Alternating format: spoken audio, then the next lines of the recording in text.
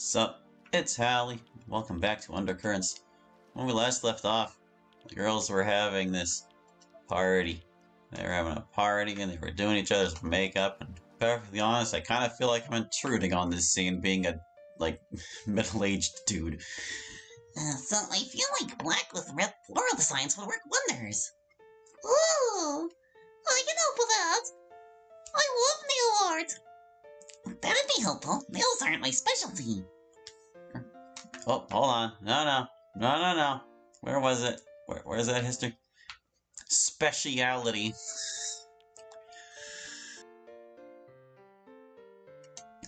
Yeah, I bet nails rarely ever come up in cosplay. Yeah. So optimal base layer and Siri will do the rest, okay? Yes, thank you. Natsuki carefully sweeps nail varnish over Yuri's nails as I see Yuri's chest rise and fall quickly. Her breath shallow. Her cheeks crimson. When Natsuki finishes, she gently taps Yuri on the hand. Wakey. Yuri opens her eyes and takes a moment. Thank you, Natsuki. It means a lot to me. Natsuki holds her gaze fondly for a moment. Should I paint your nails now, Yuri? Oh, Sayori. Ever oblivious. If you would. Sure! Sayori grabs Yuri's arm and retrieves her crimson polish. She slowly runs it over Yuri's nail, gently flicking it up and moving it. I can see Yuri marveling at whatever she's doing. When Sayori steps back, I gasp audibly. Sayori, that's beautiful! Yuri is sporting a jet black nails with crimson rose adornments. They match her hair and complement her pale skin. Like Lady Macbeth. A blood-soaked bat, one might say. I see Yuri flush with embarrassment as she gazes into the small mirror Sayori's holding up. Yuri, you are absolutely gorgeous. Thank you, but I'm sure you will look far more stunning than I. Seriously, Yuri? Absolutely breathtaking. Yuri smiles back at us all sheepishly. Thank you all. It's what I do. Is Monica going to have a go? It'd be rude for me to say no at this point, no. Ha! Alright, leave it to me. By the time I'm finished, you'll be so stunning that everyone in the room will be rendered speechless. Am I not already? Monica gives a small wink to Natsuki, who suddenly turns a hue of red. Oh, well, I didn't say that you weren't. But what I'm saying is that I am a genius at this stuff, so I'll make you ultra-stunning. Just leave it to me. Ultra-stunning is quite the promise, but I have full faith in you, Natsuki. Show me what you got. Natsuki steps back and considers Monica for a second. Natsuki looks a little troubled. What's wrong? Oh, nothing. I'm just trying to decide what to do. Well, aren't you just putting makeup on me? Well, yes, but there comes a point where makeup doesn't do all that much. It depends on the natural beauty of the wearer. Monica blinks a few times, processing what Natsuki had just said. Perhaps. Then her eyes widened. Oh, I didn't mean it like... No, I know. Monica composes herself, gently smiling at Natsuki. Regardless, I would like the makeup. Of course. It was plain to see that Natsuki was still flustered, but she did as Monica asked. Taking the sponge to Monica's face, she places a light layer of foundation onto it. Maybe. Taking a small amount of eyeliner, she does exactly as you'd expect, lines Monica's eyes. As she does, the hue of her emerald eyes shines just a little brighter. An application of blush later, and the club is left exactly as Natsuki described. Speechless. Natsuki didn't sit around admiring her handiwork for long, though, as within a few seconds she'd already started on Monica's hair. Taking a hairband from the case, she politely asks Monica if she could remove her ribbon. I don't see why not. After all, I'd be lying if I said I wasn't curious as to what you've been planning. Just you wait. A smug grin wider than her ears is worn upon her face as her hands find themselves running through Monica's hair. Jeez, Monica, your hair's so soft. What's your secret? Now that'd be telling. It's pretty clear from their expressions that they're having a blast. So too is Sayori, who had now leaned in to feel Monica's hair. Oh, it totally is. Come on, now, don't swarm Monica like that. Monica looks at Yuri and smiles. I would be with you, Yuri, but for tonight, let's just relax, shall we? Besides, I want to know what your hair feels like. Come on, Yuri, it must be so soft. It might give mine a run for its money. As Natsuki turns to face Yuri, Sayori leaps at the opportunity, grabbing Natsuki and holding her face to the back of Natsuki's head. Oh, it smells so nice, too! Ah! Wait, Sayori, what are you... As Sayori continues to tighten her grip as she forms a devilish grin. Her hands slide down to Natsuki's sides. Wait, Sayori, Sayori unleashes her ticklish fingers upon the unsuspecting Natsuki, causing her to burst into laughter. After a few seconds, Sayori's assault slows, and she leans into her ear. I knew you were ticklish! Natsuki's face turns blood red, and she attempts to hide it behind her hands. With everyone's attention on her, though, Sayori makes a secondary attack, practically teleporting to Yuri's side. Surprise! Yuri, who had seen her coming but had found herself powerless to stop her, simply sits still in a combination of horror and stunned confusion. Seizing the moment, Sayori latches onto a small tuft of Yuri's hair. Oh, it's super soft! Natsuki, who by now has recovered from her embarrassment, places herself next to Yuri on the couch. I can't remember if embarrassment has 2 R's or not. I know it has 2 S's. I can't remember. I always get it confused with harassment. I'm pretty sure. I can't. Crap. It's one way out of there. But earlier in the script, they had an embarrassment with only 1 R. I'm still not sure. So, you know what? It's on them. They get to do their own homework. Places herself next to Yuri on the couch. Oh, you're totally right. Well, if Monica won't tell us the secret, maybe you can. Natsuki looks at Yuri, her expression shifting from one of her playfulness to one of genuine pleading. It would be really nice of you, Yuri. With the softness of her voice, I'd almost have been convinced it might not have been her talking at all. Oh, Come on, you two, you're making her uncomfortable. Natsuki sighs a little before brushing her clothes down and standing back up. You're right, as always, Monica. That was a little sudden. Yeah, I'm sorry, Yuri. We just wanted to know, because imagine if we could get super soft hair, too. Natsuki turns her attention back toward Monica. Right, now finish this. Taking Monica's hair, she bunches up small parts of it and places them into a ponytail, one on each side of Monica's head. Then she takes some of the hair that wasn't collected on each side and drapes it over Monica's shoulders. The result is so stunning that I almost forget to breathe. Oh, wow! No wonder you're one of the idols of the school. I know, it is pretty impressive. Natsuki stands back and reveals her handiwork, including showing Monica in a mirror. I really do look like a completely different person. But not at the same time. It's like if Monica got dressed up like professional. Yeah. Natsuki, that's just amazing. I know you had a great base to work with, but who'd have thought that a change in hairstyle would make such an impact? And now... Natsuki turns to face me. Oh no. There's one left.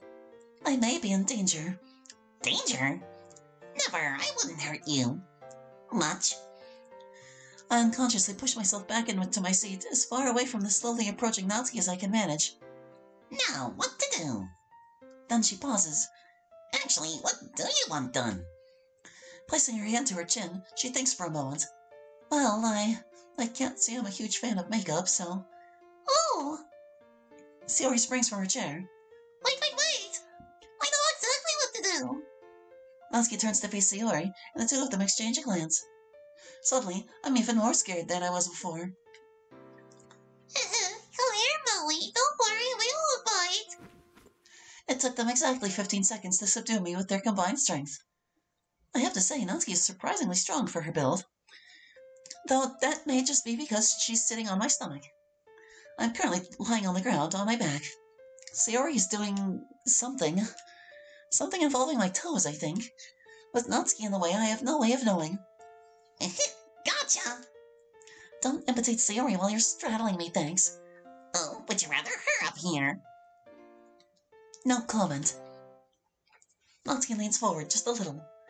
Well, sadly, you're gonna have to make do with me. I may not be as experienced, but please show me the way, Melody. Nope. Natsuki, that kind of behavior is highly... It's all good fun. She turns back to smile at Monica before returning to meet my gaze. Besides, what's the worst that could happen? MC's already proven herself to be chill, and Sayori and I mess around like this all the time. All the time? Sayori says something, at least attempts to, but with Natsuki in the way, I have no idea what expression she's wearing. Sayori, almost done over there. Oh, almost. Sweet. You're lucky, you know. The smirk her face had been wearing this whole time widens into a grin. Most people would kill to have someone like me on top of them. And with that, she lifts herself up, offering me a hand as she does. Glancing at Sayori, who was still crouching at my feet, I noticed something different about my toes. Sayori's painted them. I figured if you're not a fan of makeup, why don't we put it somewhere easy to hide if you want? That's actually pretty thoughtful of you two. Apart from sitting on me, you know. I shoot Natsuki a look. Are you trying to break character?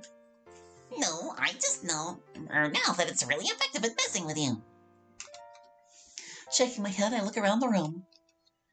Apart from Natsuki, everyone looks really nice. Not that they did or didn't before the makeup, but I totally understand why it's so common to wear it.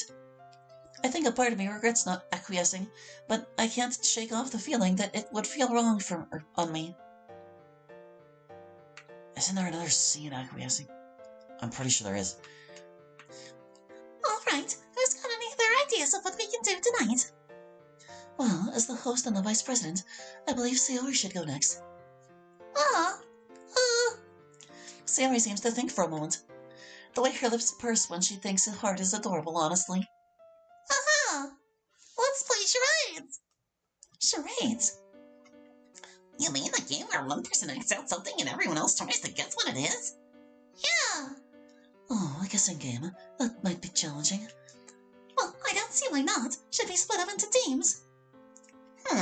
With the odd numbers, that might make it a little difficult. Perhaps we should play a free-for-all. Ergo, the first person to correctly guess receives a point, as well as the person who acted it out. First to 5 wins. That sounds brilliant. So, rules shall be, no calling out, just raise your hand, and the person acting will point to you. Sounds good. Yep, works for me. No complaints here, but who's first? Well, it was Sayori's idea, so why not her? But Sayori got her makeup done first. Good point. Any objections if I go first? Oh, with everyone agreeing, Monica rises and turns to face the rest of the club. Was there another in there? Okay, no, I just imagined it. After thinking for a moment, she smiles. Holding her hands out, she motions her hands in front of her as if opening a book. Sayori's hand shoots straight up, and Monica points to her, letting her speak. It's a book! Monica nods, then moves to the next motion. She then proceeds to hold out one finger. So one word. Standing dramatically, she motions towards something imaginary in front of her, clasping her hands together like she might be holding something inside her grip. She then brings her hands down in front of her, as if she were driving a blade into something lying before her. After that, she glances around above eye level, reaching out and clasping at air for but a few moments. Finally, she motions as if she had been stabbed, clutching at her heart and throat, staggering here and there, before dropping to the floor in a heap. It was all very dramatic, but what does it mean? Dramatic. What do I know of the dramatic? The first thing to leap to mind might be the drama club. The drama club enjoys putting on plays. Twice yearly, they present something to the school, and in this case a book could be a screenplay in written form. It might be something out of Shakespeare. If Monica was going for general knowledge, I can't see her picking something obscure. Chances are she'd make it straightforward for the first round. Let's look at what actually happened then. It looks like the main character killed someone, and then were killed themselves. Well, that definitely doesn't narrow that down. If I look at the most commonly referenced plays for the sake of brevity, however, Romeo and Juliet, Hamlet, A Midsummer Night's Dream, Much Ado About Nothing, 1 and 2, Henry, 4, Macbeth? Wait, that's it. She specified a single word. It has to be... Raising my hand, Monica points to me. It's Macbeth, isn't it? Ah, yes. Well done, MC. That was quite fast, especially considering my hints weren't exactly the most straightforward. Well, once I nailed it down to the works of Shakespeare, it was a simple application of Occam's razor. So, now movie can go, right? Sure, I don't see why not. Replacing Monica in the center of the room, I have a think. It'll have to be something that everyone at least has a chance of knowing. Oh. Holding out my hand, I rotate it around an imaginary projector as if to turn the wheel.